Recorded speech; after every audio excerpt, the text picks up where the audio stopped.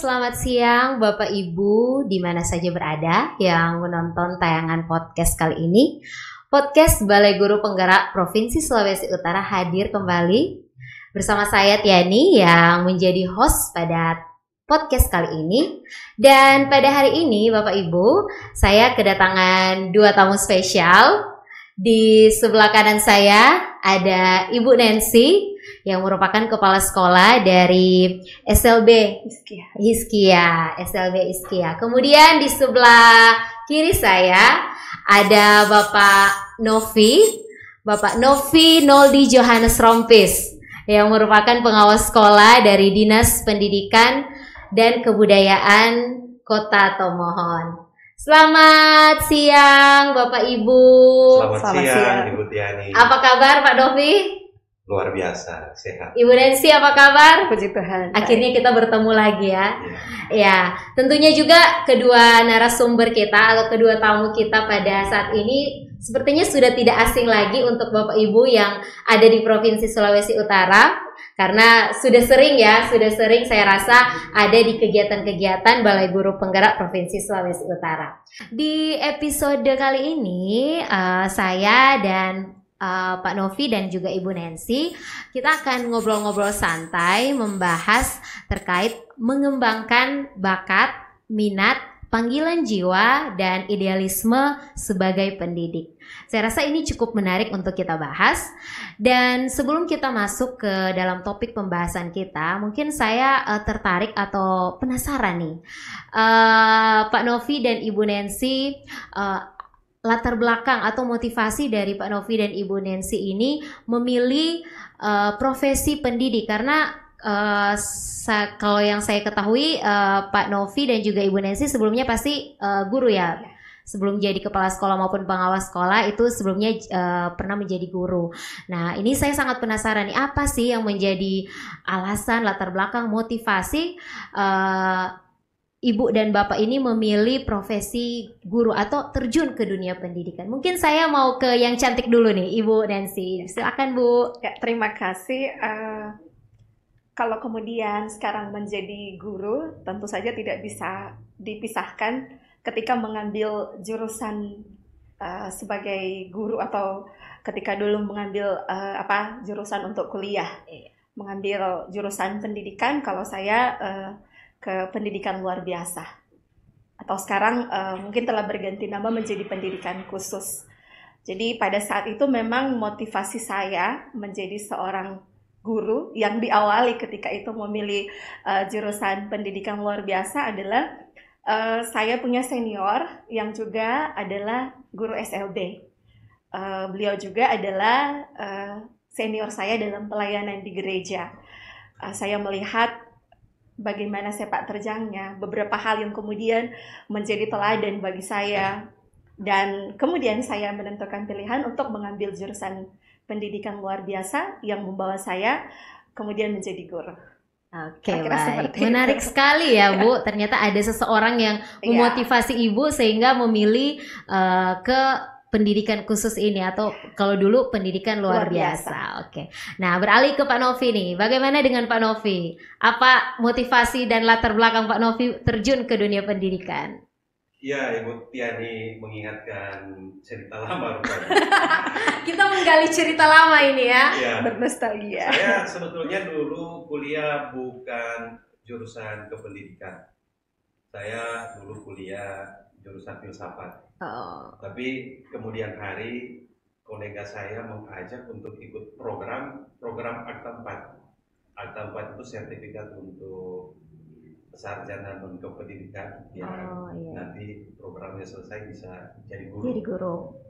Waktu itu saya pikir, wah, program ini kayaknya useless untuk saya, tidak ada manfaat. Apalagi waktu itu saya kerja di industri perbankan.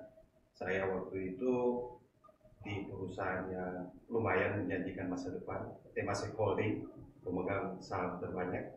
Jadi saya ikut saja ajakan kolega waktu itu. Tapi who knows, di kemudian hari ternyata itu yang justru menjadi penuntun saya sampai akhirnya menjadi seperti ini. Itu cerita lama Bu Tiani. Berarti menarik juga ya cerita dari Pak Novi. Nah mungkin saya ingin mau cari tahu dulu nih, kalau dari Ibu Nancy sendiri sudah berapa lama nih ada di dunia pendidikan? Jadi dari guru sampai jadi kepala sekolah itu sudah berapa lama? Kalau saya, kalau dihitung mulai dari honor, sebenarnya sudah sekitar 20 tahun. Wow, udah cukup lama ternyata. Aduh. Kalau Pak Novi sendiri? Ya, saya tidak mau disebut tua. Ini yang menarik, dulu waktu kami kuliah memang bukan fakultas kependidikan, tetapi ada program KKN kami yang full 1 tahun harus kami habiskan di sekolah. Jadi mengajar. Nah waktu itu saya mengajar di SMA Negeri 1 Manado.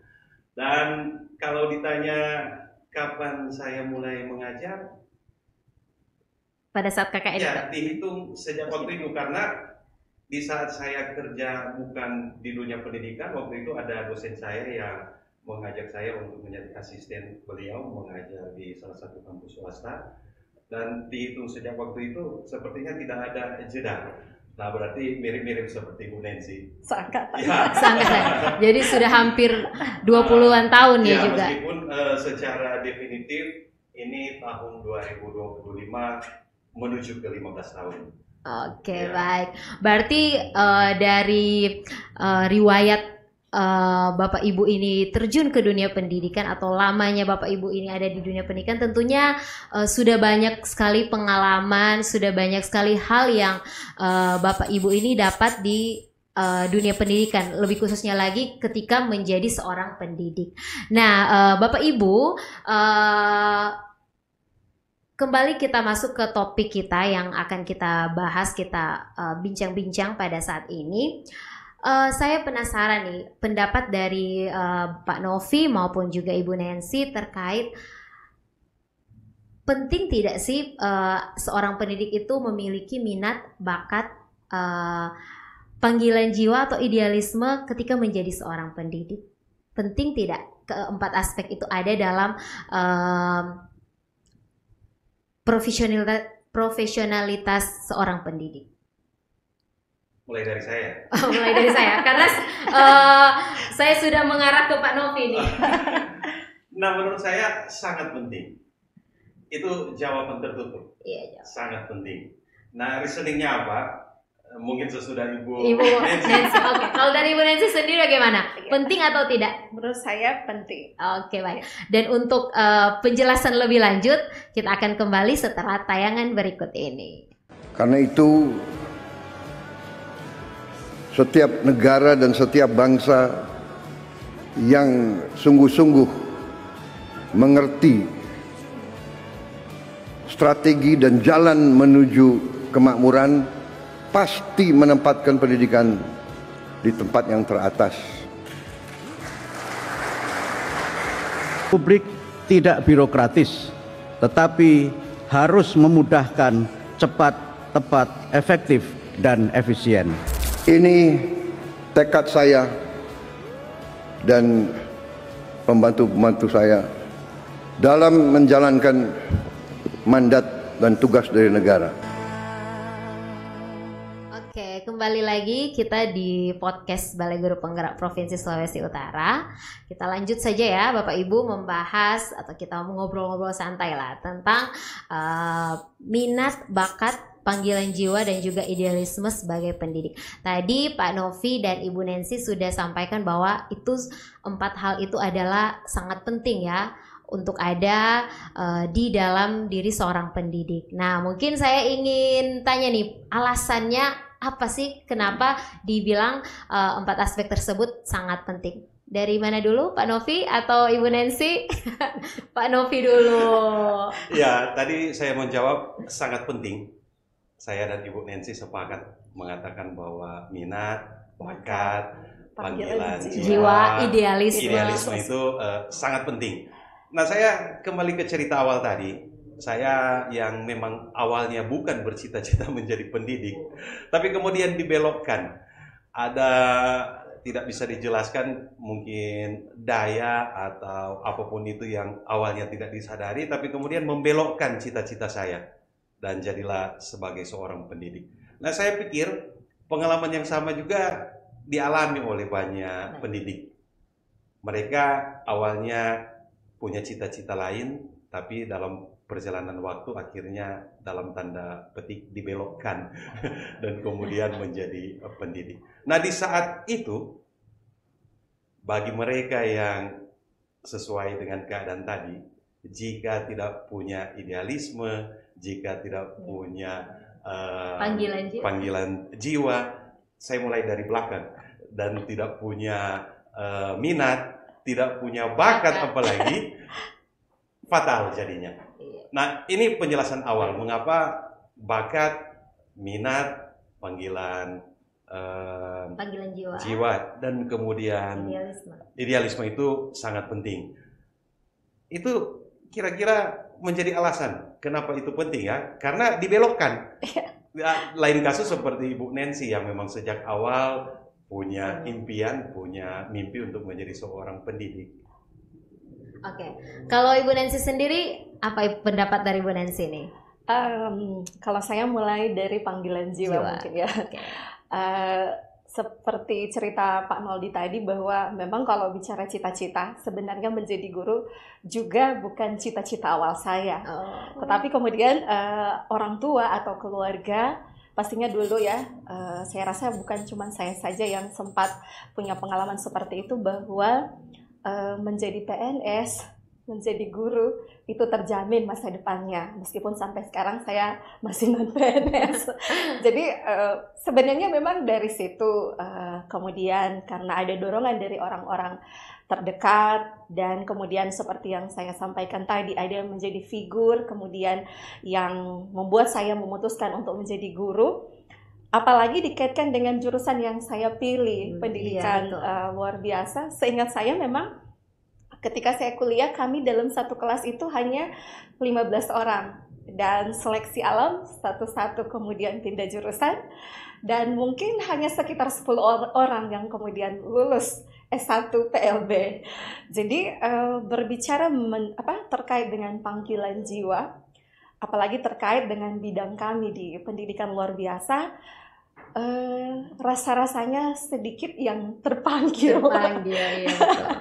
Karena mungkin ya bagi sebagian orang itu dianggap profesi kelas 2. Mungkin saya mungkin juga tidak seperti itu, tapi terkait juga dengan minat yang mau masuk ke jurusan pendidikan luar biasa, sepertinya memang tidak terlalu diminati. Jadi menurut saya pada saat kuliah, kalau kemudian tidak ada yang mau kuliah di pendidikan luar biasa, terus yang menjadi guru bagi anak-anak disabilitas itu siapa? Iya, betul. Jadi ya saya mulai dari panggilan jiwa. Karena bagi kami guru-guru SLB, menurut saya itu paling penting adalah panggilan jiwa. Karena ketika kita tidak ada panggilan jiwa, pasti akan sulit untuk menjalani profesi kita sebagai guru, apalagi guru di SLB. Iya, betul. Dan terkait kemudian, jadi itu alasan mengapa penting untuk panggilan jiwa. Dan selanjutnya untuk minat dan bakat. Kalau dikaitkan dengan profesi kita sebagai guru, berbicara tentang bakat pasti sesuatu yang memang ada dalam diri kita. Itu sebagai pemberian Tuhan. Dan berbicara juga tentang minat, berarti sesuatu yang kita minati. Tapi kalau kita kaitkan dengan pekerjaan kita, tentu saja ya mau minat atau tidak minat, kita harus berusaha untuk punya minat pada apa yang kita pilih. Jadi misalnya ketika memilih untuk menjadi guru, berarti otomatis dengan segala konsekuensinya kita harus mempersiapkan diri untuk menjadi guru. Bukan cuma juga terkait apa yang kita tampilkan di depan kelas, kalau mungkin guru SMA atau SMK. Tetapi juga bagi kami di SLB, bagaimana kami harus memiliki keterampilan untuk masuk ke dunianya anak-anak kita. Baru kita bisa nyambung untuk boleh mengajarkan anak-anak kita. Tapi di luar juga minat dan bakat yang harus kita miliki ketika menjadi seorang guru, sebagai guru juga kita perlu aktualisasi diri dalam bentuk lainnya. Kalau misalnya guru-guru sekarang mungkin menulis bisa menjadi salah satu minat yang bisa kita tekuni untuk pengembangan diri juga. Karena kalau bicara bakat, sampai sekarang juga saya bertanya-tanya, bakat saya apa ya? Ya, saya harus setuju. Mengajar itu, menjadi pendidik itu kayaknya bukan bakat ya. Iya. Karena bakat itu kan given. Iya, betul. Nah, baca-baca banyak buku literatur tentang intelligence, sepertinya para ahli tidak menyebutkan bahwa bakat itu, mengajar itu sebagai kecerdasan ya, sebagai bakat. Tapi mungkin bakat berbicara bisa jadi, karena kan tidak semua orang atau tidak semua orang itu punya bakat untuk berbicara di depan orang kan. Oke, dia punya bakat untuk berbicara, punya bakat untuk membangun komunikasi yang efektif. Tetapi mendidik kan jauh lebih dalam daripada soal berbicara. Makna dari kata mendidik itu. Oke, baik. Sangat menarik ya pendapat-pendapat dari Pak Novi maupun Ibu Nancy. Banyak hal tentunya yang juga bisa kita dapat dari pembahasan kita kali ini. Dan seperti yang ada di Undang-Undang Nomor 14 Tahun 2005,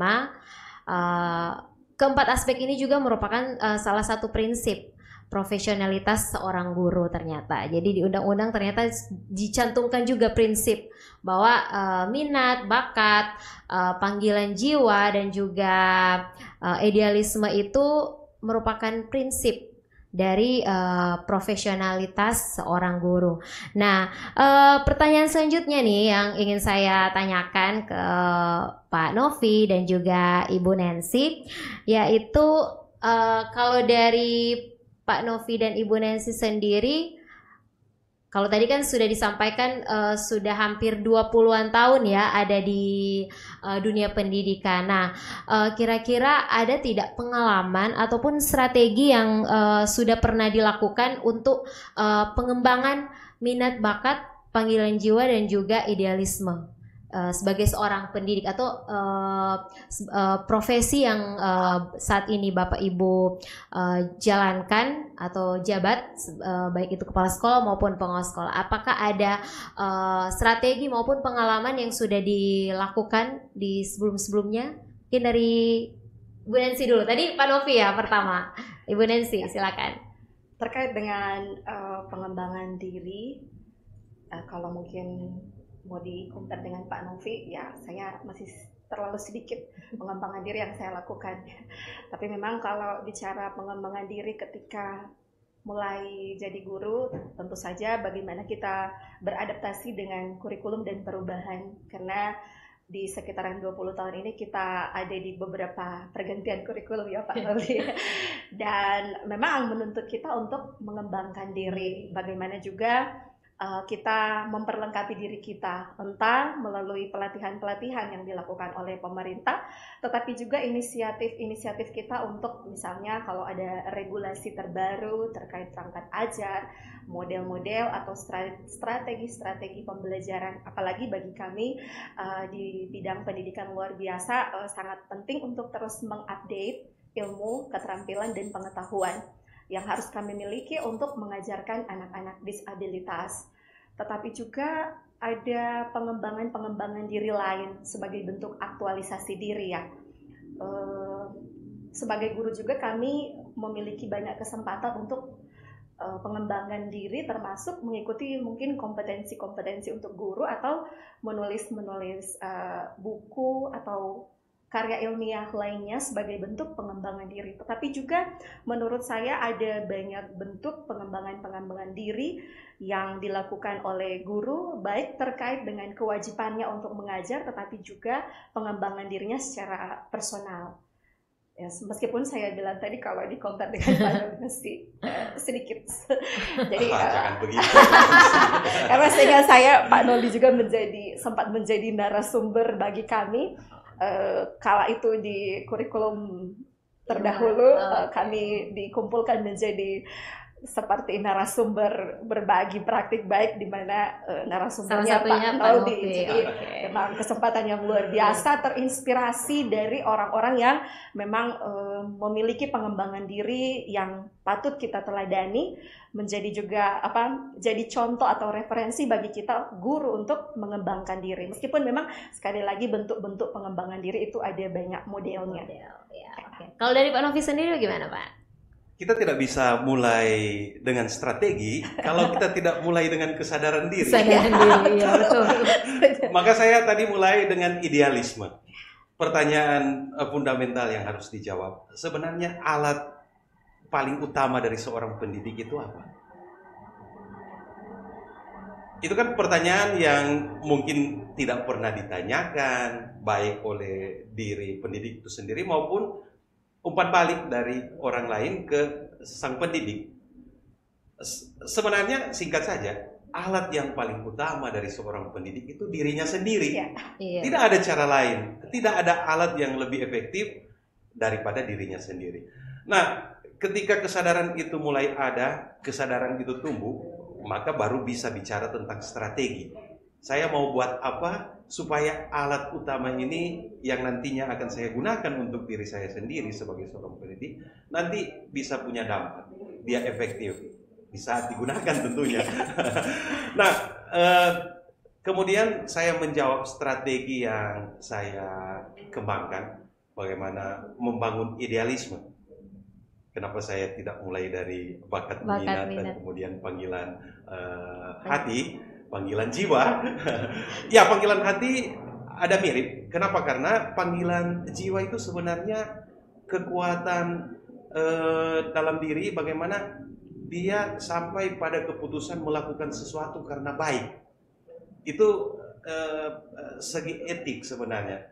Bagaimana seorang pendidik punya kesadaran tinggi bahwa dia melakukan itu karena memang betul-betul baik. Karena itu disebut panggilan jiwa. Itu berkenan dengan hati. Tadi Ibu katakan, kalaupun tidak suka tapi akhirnya memilih menjadi pendidik dengan lika-liku macam-macam tantangan, toh harus cari cara untuk menyukai itu. Itu sampai di level yang tinggi, itu panggilan jiwa, panggilan hati. Saya kembali ke tadi idealisme. Bagaimana strategi membangun idealisme itu? Saya ingat ada satu quote yang bagus sekali. Waktu saya menulis tesis dulu, ada satu buku yang saya baca dalam bahasa asing. Tapi kalau diterjemahkan bunyinya begini. Seorang guru tidak bisa mengajar sesuka hatinya. Dia hanya bisa mengajarkan dari yang ada dalam dirinya. Ini quote yang menurut saya sangat menggugah sampai hari ini. Itu pun saya sudah membaca belasan tahun yang lalu buku itu. Dan kira-kira itu bisa menjelaskan strategi yang saya lakukan waktu itu. Untuk mengembangkan bagaimana idealisme itu tetap bertahan, bagaimana idealisme itu tetap kokoh dalam diri saya sebagai seorang pendidik. Tidak mungkin saya sebagai pendidik itu mau membantu peserta didik kalau saya kosong. Ada teori bagus sekali, teori filsafat pendidikan yang bilang bahwa value transmission. Jadi guru itu harus tahu segala-galanya, murid itu diandaikan tidak tahu, guru itu bicara, murid itu mendengarkan, guru itu mengajar, murid belajar. Itu pendekatan yang lama, tapi sebuah filosofi yang menurut saya juga bukan tidak relevan hari ini. Ada komparasinya, inquiry values. Jadi murid itu bisa belajar karena difasilitasi. Nah, saya mulai dengan belajar karena difasilitasi. Saya itu banyak kesempatan itu mengembangkan idealisme karena difasilitasi. Difasilitasi oleh keadaan. Saya melihat keadaan itu sebagai pemantik. Pemantik kesadaran saya, pemantik identifikasi saya, kira-kira hal-hal apa yang masih kurang dalam diri saya. Kira-kira apa yang harus saya lakukan untuk mengokohkan idealisme itu. Idealisme kan bicara tentang saya mau jadi apa, sosok seperti apa yang saya harapkan. Saya mau persisten seperti sosok itu idealisme. Dan itu terus yang kita kejar, itu terus yang kita tuju. Jadi strateginya belajar, tidak ada kata lain, belajar. Belajar itu keluar dari ketidaktahuan, belajar itu menambah pemahaman, belajar itu menambah insight, wawasan baru. Banyak sekali definisi tentang belajar. Tapi membangun idealisme itu tidak ada cara lain. kecuali belajar. Sama seperti yang tadi, bagaimana membangun guru itu panggilan jiwa, itu cuma bisa dengan belajar. Kita tahu hal-hal yang baik itu dari mana? Kalau kita belajar tentang hal yang baik. Banyak sekali tidak tahu tentang mana yang baik, mana yang tidak baik, karena tidak pernah tahu yang baik itu seperti apa. Akhirnya digeneralisir. Toh tidak baik, disangka baik. Akhirnya orang disebut, dia itu pendidik yang luar biasa karena dia datang pagi, dia pulang sore. Padahal di antara pagi sampai sore nol, dia tidak buat apa-apa. Itu bukan panggilan jiwa, dia tidak punya hati. Kalau dia punya hati, apapun yang dia hadapi selama pagi sampai sore itu, apapun tantangannya, listrik tidak ada atau murid seperti apa perilakunya, dia tetap akan survive kan? Survive dalam profesinya sebagai pendidik tadi. Ya agak panjang Bu Tiani. Tidak apa-apa, sangat menarik sekali. Ya karena pertanyaan Ibu Tiani memantik. Memantik, iya. Tentunya dari apa yang Pak Novi dan juga Ibu Nancy sampaikan ini ternyata memang pengembangan ataupun mengembangkan atau menumbuhkan minat atau kesadaran dari seorang pendidik itu ternyata memang salah satu cara yang paling ampuh adalah kita tetap terus belajar ya. Jadi ternyata seorang pendidik sampai saat ini mungkin Pak Novi dan Ibu Nancy sudah 20 tahun ada dalam dunia pendidikan, tapi sampai saat ini tentunya masih terus belajar, apalagi dengan perubahan yang sudah dialami ataupun sekarang sedang kita alami, tentunya memotivasi ataupun memantik untuk para pendidik ini tetap terus untuk belajar. Nah, dari pengalaman-pengalaman yang sudah Pak Novi maupun Ibu Nancy sudah lakukan ataupun sudah mengikuti pengembangan diri yang ada, kira-kira dari pengalaman-pengalaman tersebut ada tidak manfaat? Mungkin bisa ceritakan mungkin salah satu mungkin ada pengalaman yang Ibu sudah atau Bapak sudah ikuti kemudian ternyata manfaatnya sangat besar untuk para anak-anak didik seperti itu. Silakan. Kalau saya pribadi memang ada beberapa kesempatan belajar seperti yang Pak Novi katakan tadi. Terkait dengan apalagi di bidang kami pendidikan luar biasa, mendapatkan kesempatan beberapa kali dari profesional di bidangnya, apalagi terkait kajian tentang autisme di Indonesia itu masih sangat kurang. Kebetulan sekolah saya SLB yang khusus autis. Jadi dari beberapa kesempatan untuk pengembangan diri itu mendapatkan pelatihan, ada yang dari Belanda, karena memang autism kalau di Belanda itu dibawa mental health. Jadi mendapatkan kesempatan bagaimana kemudian keterampilan, pengetahuan yang mereka terapkan di Belanda, kami diberikan pelatihan. Jadi dari pelatihan itu kemudian saya merasa bahwa apa yang kita terapkan di Indonesia masih sangat jauh dengan apa yang mereka terapkan di negara mereka. Jadi dari pelatihan yang kami dapatkan itu kami mendapatkan pengetahuan dan keterampilan yang sangat, menurut saya sangat berguna ketika kami mengajar di sekolah kami.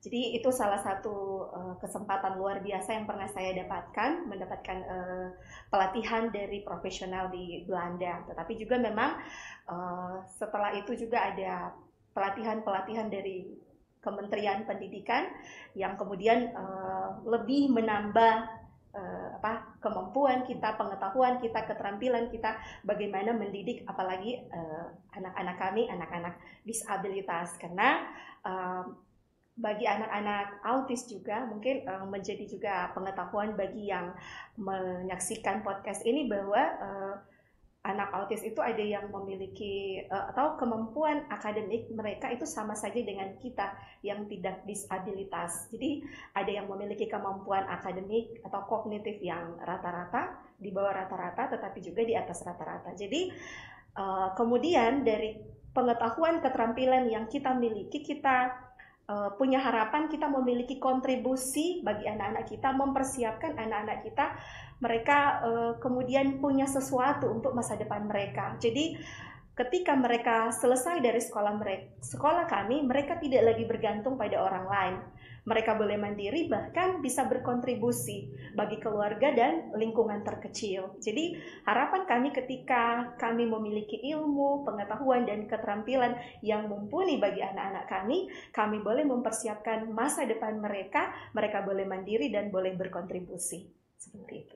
Oke, sangat menarik sekali. Kalau dari Pak Novi, kira-kira ada salah satu contoh mungkin manfaat yang sudah Bapak implementasikan ya? Iya, saya ingat dulu kami SMA itu sekolah boarding school, sekolah reguler 3 tahun, tapi kami harus menghabiskan 4 tahun sekolah SMA berasrama dan integrated, pendidikan di sekolahnya terintegrasi dengan pendidikan di asrama.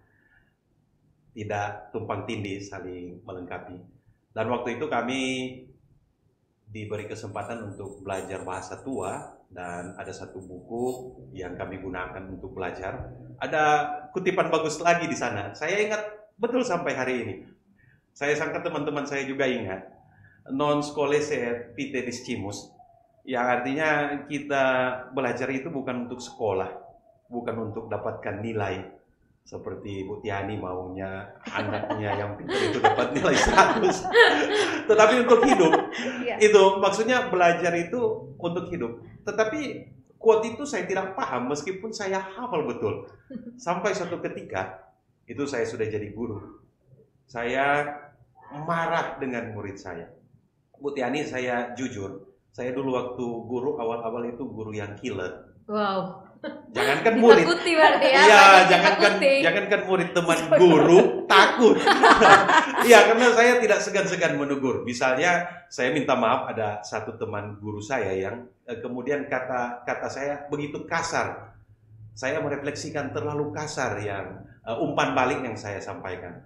Karena lihat performanya itu merugikan murid-murid yang kebetulan waktu itu beberapa murid itu anak dari teman-teman saya, ada juga keponakan saya, dan saya jengkel dengan guru itu.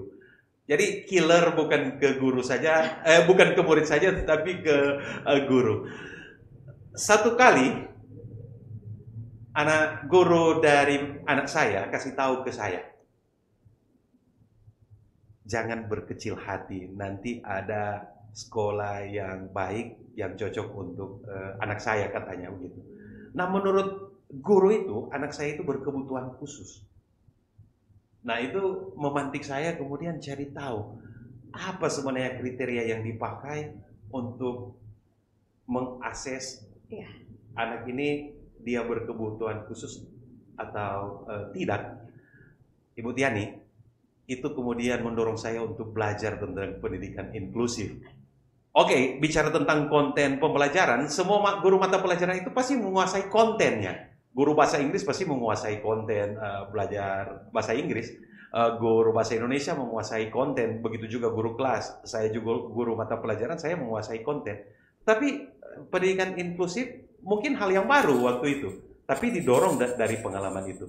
Saya kemudian belajar tidak mendalam awalnya, mengenal begitu saja. Tapi kemudian dengan bantuan banyak literatur, sekarang sumber belajar banyak, kita bisa akses dari mana saja, tapi harus filter mana yang betul-betul qualified, dan kita juga harus punya cara untuk memfilter itu. Dan luar biasa Ibu Tiani, itu kemudian mengubah saya menjadi seorang guru yang berbelas kasih, seorang pendidik yang tidak killer lagi, karena ternyata kita kan maunya murid itu jadi luar biasa bagus.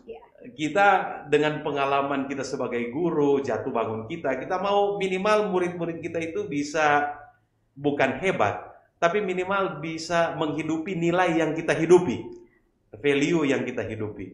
Jadi kita ngotot, mau murid-murid itu pokoknya semau saya sebagai guru kalian. Tapi ternyata ada murid-murid yang preferensinya beda. Itu bicara preferensi, apalagi kebutuhan pelajar. Dan saya kemudian bertobat. Wah, Ternyata saya sudah bersalah ke banyak anak dan banyak orang tua. Padahal anak-anak ini menjadi tumpuan harapan orang tua. Saya berefleksi dari anak saya tadi. Saya berharap anak ini nantinya ke depan bisa menjadi orang yang dapat berkontribusi selain hidupnya bermanfaat untuk dirinya, tapi minimal bermanfaat untuk orang sekitarnya. Saya sangka orang tua juga itu dalam kesederhanaan mereka mungkin tidak mampu membahasakan, tapi menitipkan anaknya di sekolah dengan tujuan itu. Ibu guru bantu anak saya, bapak guru tolong bantu anak saya, supaya ke depan anak ini bisa membantu kami dalam situasi yang seperti itu. Itu investasi kan dalam perspektif orang tua yang kadang-kadang tidak disadari oleh guru saya waktu itu. Nah, ini manfaat, Ibu Tiani tanya manfaatnya perubahan luar biasa. Dari sebelumnya saya melihat murid bukan sebagai sosok yang bernilai, pokoknya saya saja yang utama, kamu harus ikut saya guru, kamu murid. Tapi kemudian saya melihat, wah ternyata tujuan itu oke, tapi ada cara lain. Karena tadi kebutuhan belajar yang berbeda, ada, ini bukan karakter ya, tapi kebutuhan belajar. Belum lagi tadi hambatan belajar. Karena itu belajar tentang inklusif itu menurut saya luar biasa. Itu salah satu selain beberapa hal lain. Iya, luar biasa sekali ya apa yang disampaikan Ibu Nancy maupun juga Pak Novi. Saya jadi belajar sebenarnya karena saya sudah punya anak satu. Sebagai seorang tua juga harusnya jadi guru ya buat anaknya. Saya saja satu nih Pak ya, satu di rumah. Sepertinya agak pusing. Tapi bagaimana berat Bu Tiani, apa yang dipraktekkan di sekolah kadang-kala di rumah beda ya, situasinya beda. Iya, saya kan otomatis kan orang tua juga harus jadi guru buat anaknya. Saya saja satu sepertinya agak pusing, apalagi Bapak Ibu guru dimanapun berada yang harus setiap hari menghadapi berbagai macam karakter maupun harus menyiapkan berbagai macam yang dibutuhkan oleh anak didik yang berbeda-beda tentunya. Saya sangat mengapresiasi sekali nih buat Bapak Ibu guru maupun pendidik yang berkontribusi sangat baik untuk tentunya pendidikan di Indonesia ini ya. Begitu juga dengan tentunya guru-guru yang ada di luar negeri seperti itu.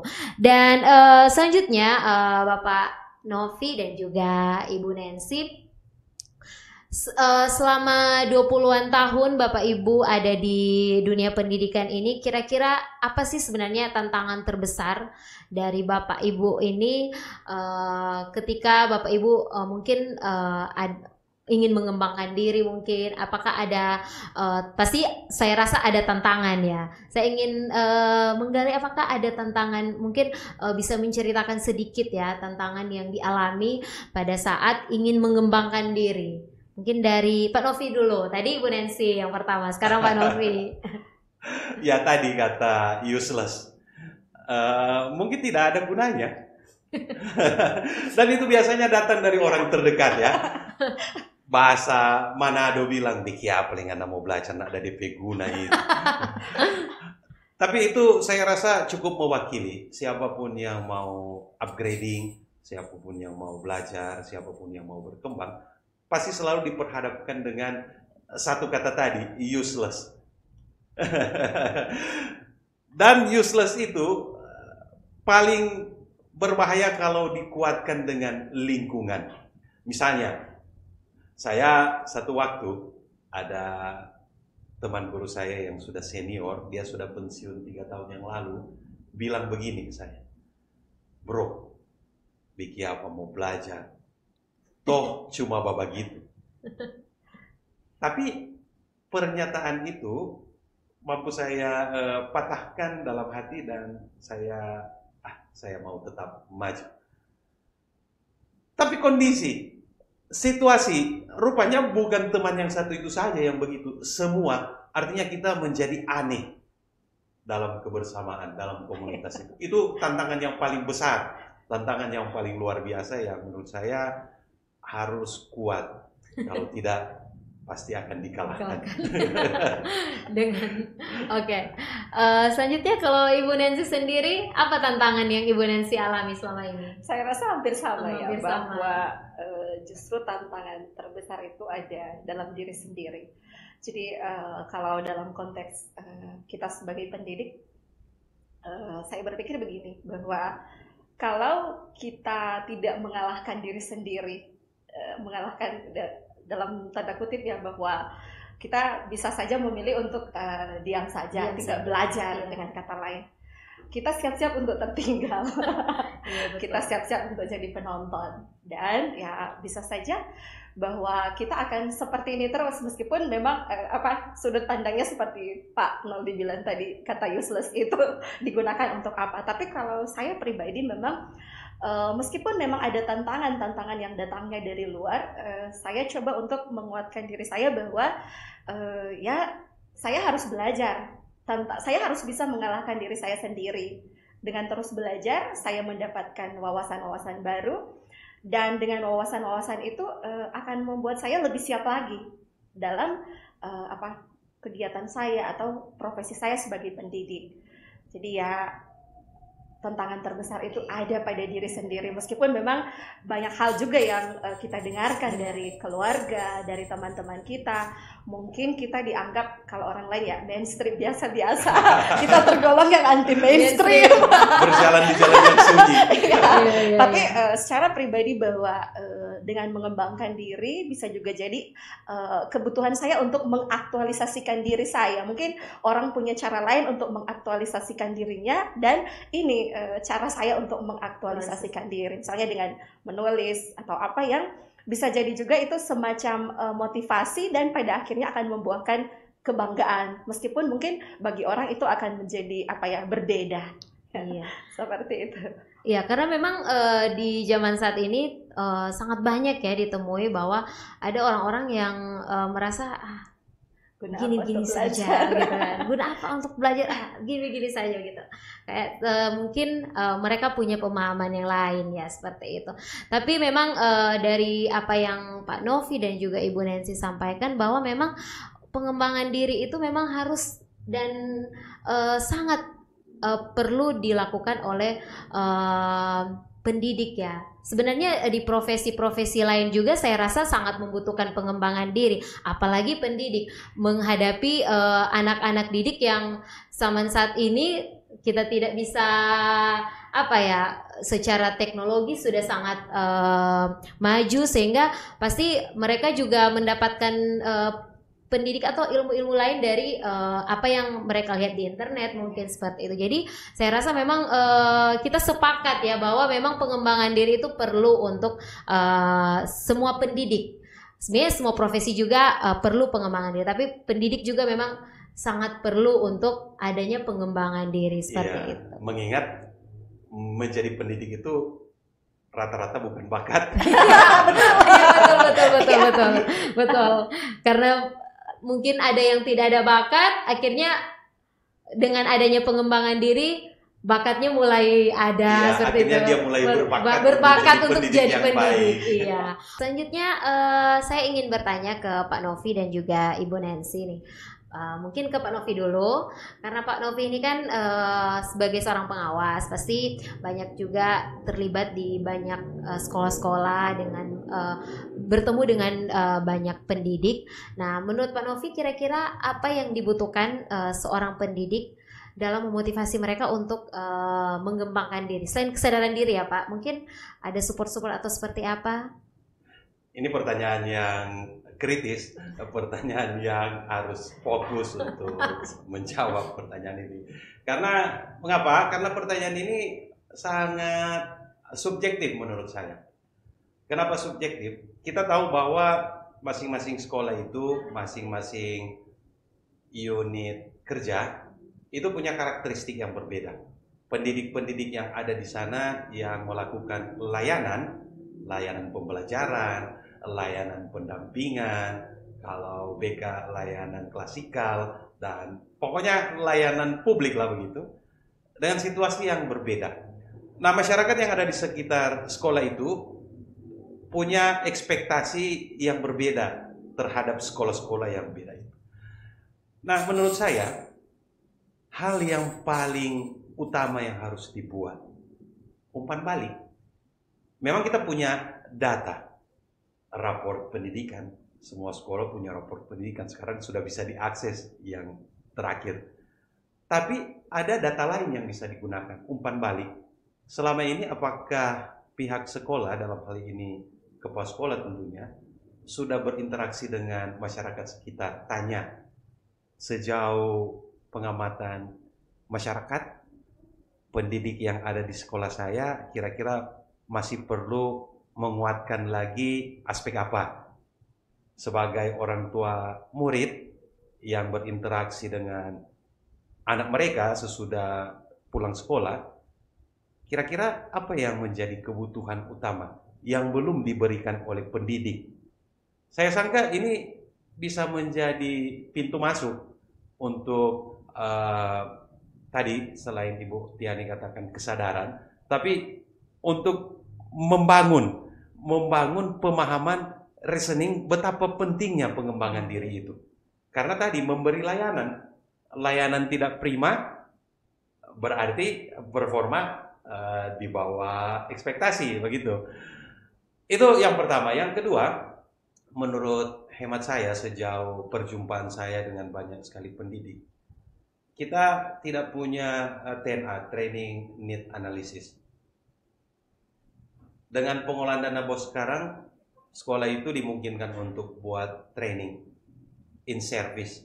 Jadi pendidik itu punya kesempatan untuk belajar apa saja yang dibutuhkan. Tapi pertanyaannya, kebutuhan itu datang dari siapa? Apakah kebutuhan itu sekedar yang penting kita buat training dan kita bisa buat dokumentasi untuk pertanggungjawaban, padahal tidak menjawab kebutuhan? Itu dua hal yang menurut saya sangat penting untuk membangun kesadaran bersama, juga untuk mendorong supaya pengembangan diri itu menjadi tindakan yang berkelanjutan. Kita bicara di sini dalam konteks possibility, tapi kemudian menjadi harapan, itu teraktualisasi bagaimana pendidik itu secara berkelanjutan mengembangkan dirinya. Saya suka kembali ke cerita awal tadi, Bu Tiani. Alat yang paling utama seorang pendidik apa? Dirinya sendiri. Bayangkan kalau dirinya sendiri itu tidak punya daya, useless jadinya. Guru itu, pendidik itu jadi tidak berguna. Nah, kita kemudian bisa mengkoneksikan dengan keadaan sekarang. Mungkin ada guru yang pendidik ya, minta maaf, konteksnya pendidik karena guru selama ini dipahami masyarakat mengajar saja, tetapi kita mau yang lebih mendalam, mendidik. Kadang-kadang tidak memberikan pelayanan yang optimal. Bahkan ada guru, ada pendidik yang ngambek karena dia berharap perilaku muridnya A, tapi jadinya B. Dia lupa, dia tidak bertanya ke dirinya, apakah saya ini yang tidak kompatibel dengan muridnya atau seperti apa? Itu kan pertanyaan refleksi yang perlu terus-menerus ditanyakan. Itu sedikit tambahan selain 2 poin tadi, Bu Tiani. Oke, kalau dari Ibu Nancy sendiri, apakah ada pendapat yang lain? Ya. Bukan sesuatu hal yang baru, tetapi menurut saya masih sangat penting dan relevan dengan keadaan sekarang, terkait dengan bagaimana guru belajar, mulai dari komunitas terkecil, komunitas belajar, kombel. Jadi kalau sekarang yang misalnya mungkin masih berjalan, atau saya tidak tahu ya, kalau dari sekolah kami masih mempertahankan bagaimana kami belajar bersama-sama dalam kombel. Karena terkait juga dengan perkembangan pendidikan bagi anak-anak disabilitas, bagi kami juga di sekolah khusus autis, memang mengalami banyak sekali perkembangan. Jadi kalau kami tidak beradaptasi dengan cara belajar, biasanya kalau belajar sendiri ya cuman kita sendiri yang jadi tahu. Tetapi dengan belajar secara bersama-sama, apa yang kita ketahui kita bisa bagikan ke teman-teman yang lain, tetapi juga kita bisa mencari sumber secara bersama-sama. Dan itu juga bisa bukan cuma di sekolah, tapi kalau kami di SLB ada KKG khusus yang untuk autis, KKG yang khusus untuk jenis disabilitas lainnya. Karena memang kami juga butuh untuk saling menguatkan, bukan cuma tentang ilmunya, pengetahuannya, keterampilannya, karena jujur kami di SLB itu ya memang berangkat dari situasi yang berbeda dengan teman-teman di SMA, SMK atau sekolah reguler lainnya, SD, SMP atau seperti Pak Noldi. Kalau kami juga kadang diperhadapkan pada situasi-situasi yang tidak kami duga. Misalnya di tangan saya ini sampai sekarang ada tanda bekas gigitan. Jadi kadang kami juga harus mempersiapkan diri bagaimana kami menerima hal-hal yang mungkin tidak kami harapkan dari peserta didik kami. Dengan kami ada dalam suatu komunitas yang saling menguatkan atau kami berbagi trik bagaimana cara menghadapi anak-anak kami, bukan saja yang kami dapatkan dari pengetahuan, dari referensi yang dipelajari, tapi dari berkumpulnya kami dalam satu komunitas yang mungkin akan saling menguatkan, lebih mempersiapkan kita, lebih menguatkan kita ketika memang menghadapi hal-hal yang tidak kami inginkan dalam kegiatan pembelajaran.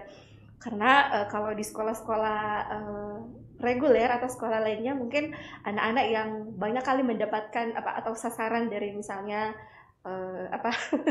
maaf ya, kalau sekarang kasus-kasus misalnya ada anak-anak yang mendapatkan pukulan atau apa dari guru. Tapi kalau kami di sekolah luar biasa memang banyak kali kami harus bersiap dengan hal-hal yang kami menjadi sasaran dari kemarahan anak-anak. Karena guru tidak punya pilihan lain. Iya betul. Dia pakai cara kekerasan. Jadi memang kalau mungkin ada kebalikannya dengan apa yang dihadapi di sekolah-sekolah lainnya. Kalau kami di SLB memang kadang pun kami harus mempersiapkan mental kami. Kalau saya tidak mengatakan kemudian teman-teman di sekolah lainnya tidak perlu menyiapkan mental yang seperti apa, tapi menurut saya memang dari komunitas yang kami saling belajar, baik dari pengetahuan, keterampilannya, tetapi juga kami butuh komunitas untuk saling menguatkan dan berbagi di sana. Iya, Ibu Tiani, saya tambah sedikit. Ini yang dimaksudkan berbasis data. Jadi komunitas guru-guru yang ada di sekolah maupun di wilayah yang menghadapi peserta didik seperti itu, akhirnya mendapat data dari teman-teman mereka. Tadi kasus yang diangkat oleh Ibu Nancy, ada guru yang akhirnya main tangan, itu guru yang tidak punya daya karena gurunya tidak belajar. Dia menyangka itu satu-satunya cara untuk dipakainya mendidik anak peserta didiknya. Ya itu. Iya, berarti memang seperti yang disampaikan Ibu Nancy tadi, komunitas ya, komunitas itu sangat membantu sekali dalam juga pengembangan diri setiap pendidik ya, karena kan di dalam komunitas itu mungkin ada satu guru bisa mengajarkan hal yang baru ke guru yang lain seperti itu ya. Trik-trik yang pernah digunakan ketika menghadapi suatu situasi yang mungkin sama dengan keadaan di sekolah lainnya. Kemudian kalau dari Pak Novi ada umpan balik juga ya, umpan balik dari lingkungan sekitar, apalagi terutama orang tua sebagai orang tua dari pendidik ya, orang tua dari pendidik yang merupakan target utama pendidikan ya, untuk memang agar supaya pendidik tahu kualitas saya ini sudah seperti apa, seperti itu. Jadi memang sangat menarik sekali Bapak Ibu terkait pengembangan diri atau pengembangan minat, bakat, panggilan jiwa dan juga idealisme seorang pendidik. Sedangkan saja handphone ataupun barang-barang gadget ya, barang-barang teknologi yang ada di saat ini itu kan perlu diupdate juga, apalagi seorang pendidik ya, apalagi kita sebagai manusia itu perlu juga ada pengembangan diri. Oke, baik Bapak Ibu, sangat menarik sekali pembahasan kita pada saat ini, namun jangan dulu kemana-mana, kita masih akan terus membahas dan kita break dulu untuk yang satu ini. Ketangguhan hati menghadapi tantangan, harmoni, empati, berintegritas, antusias dan tangguh. nilai keyakinan pemandu berbakti, menghadirkan pendidik berkualitas untuk Sulawesi Utara. Guru hebat Indonesia kuat.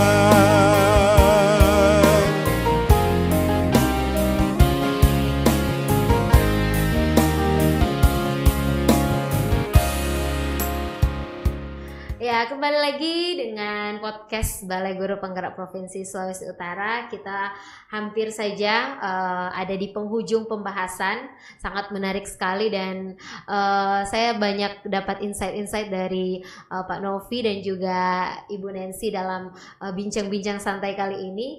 Dan mungkin saya ingin mau bertanya nih, kalau tadi sebenarnya sudah banyak motivasi-motivasi yang sudah di-share oleh Pak Novi dan Bu Nancy, namun satu dari Pak Novi maupun Ibu Nancy, motivasi yang sampai saat ini masih ada untuk pengembangan diri dari Pak Novi dan juga Ibu Nancy sendiri. Dari Pak Novi dulu nih. 2 hari yang lalu saya main media sosial dan mendelete beberapa pertemanan yang menurut saya kurang efektif. Kira-kira lumayan 2 jam saya sortir satu persatu, dan itu pengalaman yang bagi saya sangat menyentuh. Ternyata dari hampir 100-an yang saya delete pertemanan itu, beberapa di antara mereka tidak ada lagi di dunia, mana mungkin mereka akan beraktivitas di media sosial. Beberapa mahasiswa saya dulu, ada juga kolega saya, ada beberapa teman guru di sekolah awal saya ditempatkan waktu saya pertama menjadi guru. Dan itu membuat saya belajar tentang sesuatu, bahwa ternyata waktu yang diberikan ke kita itu tidak panjang, dan waktu yang relatif singkat itu sedapat mungkin harus optimal berkontribusi untuk orang lain. Saya pikir itu yang menjadikan saya tetap termotivasi untuk upgrading. Saya pikir saya belum mau istirahat untuk belajar. Di tempat lain belajar itu keren-kerenan. Ada yang mau belajar, saya tahu persis ada teman-teman yang punya sahabat atau punya kenalan yang seperti itu. Belajarnya untuk keren-kerenan. Tapi saya secara pribadi saya sangka Ibu Nancy juga, Ibu Tiani juga begitu. Kita tetap menjaga motivasi untuk belajar, bukan untuk keren-kerenan, tapi karena memang kita mau terus. Kita mau memanfaatkan waktu yang tersisa yang kita tidak tahu kapan selesai, kapan finishnya itu, bisa optimal berkontribusi untuk orang lain, di mana kita memberi layanan kita sebagai pendidik. Agak jauh ya. Itu ya. Tapi itu kan pertanyaan secara personal. Motivasi. Itu yang menjadi motivasi saya. Oke. Kalau dari Bu Nancy sendiri? Oke. Di bulan yang lalu saya bertemu dengan sesama kepala sekolah dari SMA reguler di salah satu SMA di Kota Manado. Kebetulan salah satu muridnya adalah murid dari sekolah kami. Jadi ketika di TK atau SD kelas 1 kami mendapati anak tidak memiliki hambatan kognitif dan sudah bisa bersosialisasi, tetapi kemudian masih membutuhkan pendampingan, entah pendampingan lingkungan yang kemudian membuat dia nyaman untuk belajar, yang kemudian kami merekomendasikan dia untuk belajar di sekolah reguler dengan seperti tadi yang Pak Nol disampaikan dengan konsep inklusi. Dan sekarang anak itu sudah kelas 3 SMA.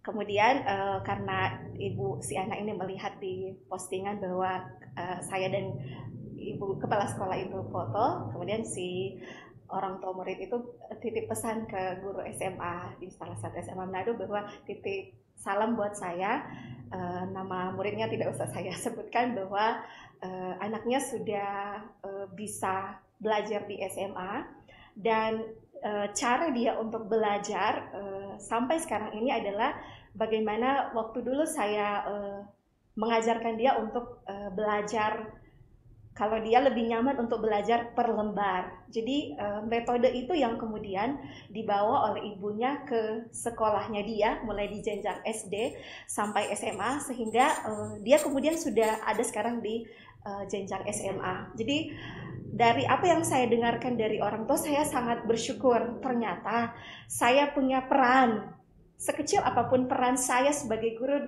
untuk seorang anak itu luar biasa. Menurut saya bentuk penghargaan ke saya yang paling besar, yang luar biasa itu seperti itu. Ternyata saya bisa berkontribusi, saya meletakkan dasar bagi anak ini untuk belajar ke jenjang yang lebih lanjut. Dan hal ini yang menjadi motivasi bagi saya, bahwa sebagai seorang guru memang saya harus terus memperlengkapi diri saya, tidak ada pilihan lain. Saya harus belajar, dengan terus belajar mungkin tidak hanya dari apa yang saya pelajari di buku atau dari media apa saja, tetapi dari pengalaman yang saya dapatkan, dan kemudian saya bisa berkontribusi bagi peserta didik kami. Itu merupakan sesuatu hal yang luar biasa bagi saya, sehingga saya sering dalam bincang-bincang dengan orang tua, saya kadang mengutarakan hal seperti ini. Saya rindu 15 atau 10 tahun lagi saya misalnya melihat si anak ini perkembangannya seperti apa. Karena sekarang juga ada salah satu peserta didik kami yang sudah kebetulan orang tuanya memang cuman waktu itu bekerja sebentar di Manado, kebetulan berasal dari Riau. Dan pada saat itu kami sudah sempat mengetahui kemampuan si anak, bahwa ketika kami menanyakan misalnya tanggal 25 Juni tahun 1975 itu hari apa? Sebenarnya cuma iseng-iseng pada saat itu, karena kami melihat dia menaruh minat pada tanggal-tanggal. Dan hal itu memang baru sebagian kecil yang kami lihat pada anak itu pada saat itu, sekitar 13 tahun yang lalu. Dan sekarang anak itu di Riau mendapatkan julukan anak kalender, karena yang seperti apa yang kami dulu tanyakan ke dia, apa yang kami ulang-ulang, ternyata menjadi seperti modal bagi dia berkembang. Dia apa yang dia miliki kemudian dikembangkan oleh orang tuanya dan gurunya di sana. Jadi seperti yang saya sampaikan tadi, sekecil apapun kontribusi yang pernah saya lakukan pada salah seorang anak, itu menjadi hal yang luar biasa. Menurut saya pencapaian saya yang luar biasa terhadap profesi saya, membahagiakan lebih tepatnya. Ya, kalau dari saya seperti itu. Ya, luar biasa sekali ya. Jadi sebenarnya intinya kita ini sebagai manusia itu adalah satu makhluk yang sangat penting sebenarnya ya, yang mungkin bisa berkontribusi untuk kehidupan orang lain. Ya, kita jadi tidak hidup sendiri. Iya, kita tidak hidup sendiri. Jadi harus perlu banyak lagi belajar, karena dengan perubahan-perubahan yang ada tentunya seperti yang Ibu Nancy dan juga Pak Novi sampaikan, untuk memperlengkapi diri ya. Jadi semesta itu punya tujuan untuk menghadirkan kita. Betul. Jadi jangan ada yang merasa bahwa cuma biasa-biasa ya. Atau ada mungkin yang sudah insecure lebih dulu, padahal sebenarnya masing-masing pribadi kita, Pak Novi, saya dan juga Ibu Nancy, itu sebenarnya adalah makhluk yang penting yang harus mungkin bisa berkontribusi untuk kehidupan orang lain. Ya, saya tambah sedikit Bu Tiani. Kalau silakan. Tadi itu motivasi yang tumbuh dari rasa, tapi ada motivasi juga yang tumbuh dari pemahaman. Saya merefleksikan sejak beberapa waktu yang sudah lama, bukan barusan, di Undang-Undang Sisdiknas itu dikatakan bahwa guru itu, pendidik itu memberi teladan. Nah, bagaimana kita meneladankan mau belajar? Kalau kita ingin murid-murid itu mau belajar dan terus belajar, kalau pendidiknya itu tidak belajar, tidak mau belajar. Iya, betul sekali. Ya, jadi memang ternyata menjadi seorang pendidik itu bukan juga cuma seorang pendidik ya, tetapi sebagai juga manusia yang mempunyai profesi ataupun ada di dunia ini tetap harus belajar. Jadi memang belajar itu adalah salah satu aspek penting untuk kehidupan seorang manusia ya. Dan mungkin idealisme betul sekali.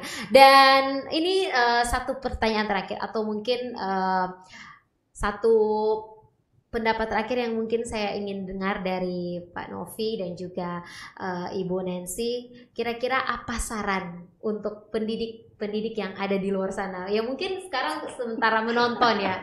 Saria mungkin apa ya? Motivasi atau apa ya? Yang ingin di-share untuk memotivasi pendidik-pendidik yang mendengarkan atau menonton tayangan ini untuk bisa, mungkin ada yang mungkin masih belum termotivasi, untuk siapa tahu termotivasi dengan adanya sharing dari Pak Novi dan Ibu Nancy. Silakan dari Ibu Nancy dulu, silakan Ibu Nancy. Kalau tadi mungkin berangkat dari apa yang kita minati, dan apa kalau kan bakat ya kita tahu itu adalah pemberian. Kalau mungkin secara sederhana adalah kalau sekarang mengetahui apa yang kita inginkan ya, tapi juga kita harus kaitkan dalam profesi kita. Jadi sekarang banyak hal yang boleh digunakan untuk pengembangan diri. Misalnya dengan kemajuan ilmu pengetahuan dan teknologi, sekarang seperti saat ini kita sementara podcast yang ada kaitannya dengan itu, mungkin ada yang punya minat di editing, ambil gambar dan lain sebagainya yang bisa dikembangkan dan bisa menjadi sarana bagi kita untuk aktualisasi diri ya. Seperti yang saya katakan tadi, mungkin cara orang untuk mengaktualisasikan diri itu berbeda-beda. Jadi kalau saya pribadi memang mencari apa yang saya minati, dan itu bisa saya jadikan sarana bagi saya untuk aktualisasi diri.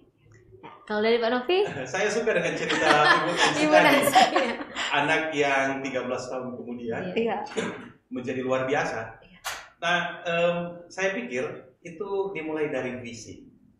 Ibu Nancy dan teman-teman punya visi, anak ini nantinya ke depan akan jadi apa. Tahun 1676, itu lama sekali kan. Isaac Newton itu pernah menulis surat ke Sir Hawke yang waktu itu menuduh Isaac Newton itu plagiat. Karena Isaac Newton itu membuat sebuah teori yang luar biasa. Nah, dalam penggalan surat yang ditulis oleh Newton itu, dia menulis satu refleksi dari seorang biarawan Fransiskan. Dia tulis begini: Pygmae gigantum pumeris impositi plus quam ipsi gigantes vident. Kalau terjemahan modernnya, Newton itu bisa melihat lebih jauh karena dia itu berdiri di belakang bahu raksasa. Saya pikir saya membingkai cerita dari Ibu Nancy tadi soal visi. Disitulah kata kunci belajar. Kalau kita ingin berdiri di belakang bahu raksasa, berarti kita belajar. Dan dengan belajar kita punya visi. Anak-anak didik kita, apapun keadaannya, akan jadi apa di masa depan. Dan itu yang seharusnya menjadi pemikiran kita semua sebagai pendidik, yang menjadi bahan bakar. Kita belajar, upgrading, dan kemudian bisa bermakna hidupnya untuk orang.